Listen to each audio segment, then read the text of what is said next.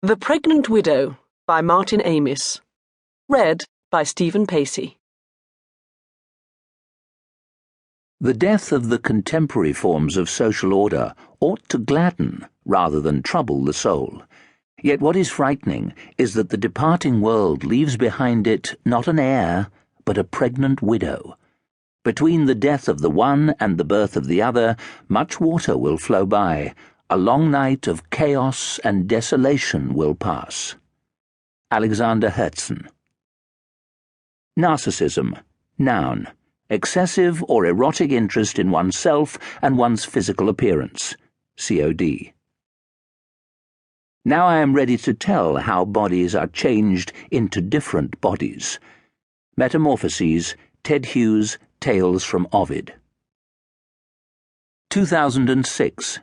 Introductory. They had driven into town from the castle, and Keith Nearing walked the streets of Montale, Italy, from car to bar at dusk, flanked by two 20-year-old blondes, Lily and Scheherazade. This is the story of a sexual trauma. He wasn't at a tender age when it happened to him. He was, by any definition, an adult. And he consented. He comprehensively consented. Is trauma, then, really the word we want? From the Greek wound? Because his wound, when it came, it didn't hurt a bit.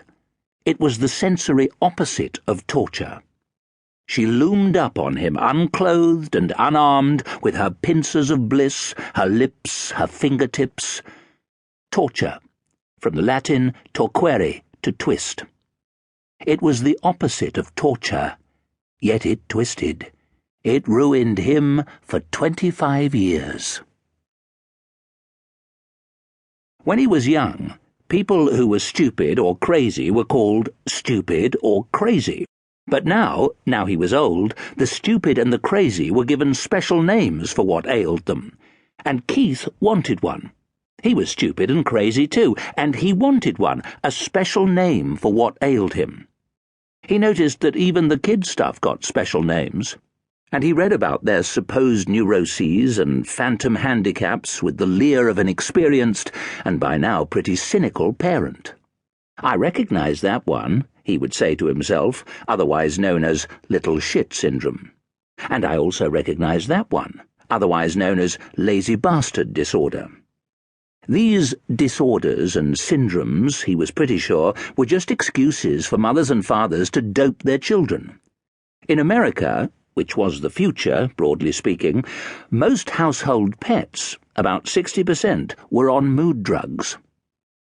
Thinking back, Keith supposed that it would have been nice 10 or 12 years ago to drug Nat and Gus as a way of imposing ceasefires in their fratricidal war.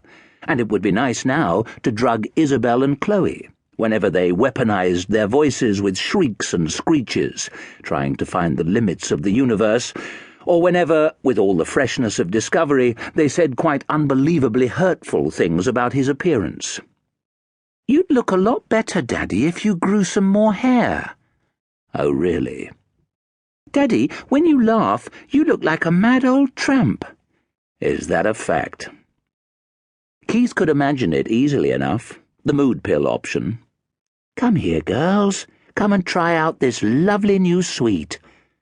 Yeah, but then you'd have to consult the doctor and trump up a case against them and go and queue in the strip-lit pharmacy in Lead Road. What was wrong with him, he wondered. Then one day, in October 2006, when it had stopped snowing and was merely raining, he went out into it. Into the crisscross, into the A to Z, the sodden roadworks, the great dig of London town. And there were the people. As always now, he looked from face to face, thinking, him, 1937. Her, 1954. Them, 1949. Rule number 1. The most important thing about you is your date of birth, which puts you inside history. Rule number 2, sooner or later, each human life is a tragedy, sometimes sooner, always later. There will be other rules. Keith settled in the usual cafe with his Americano.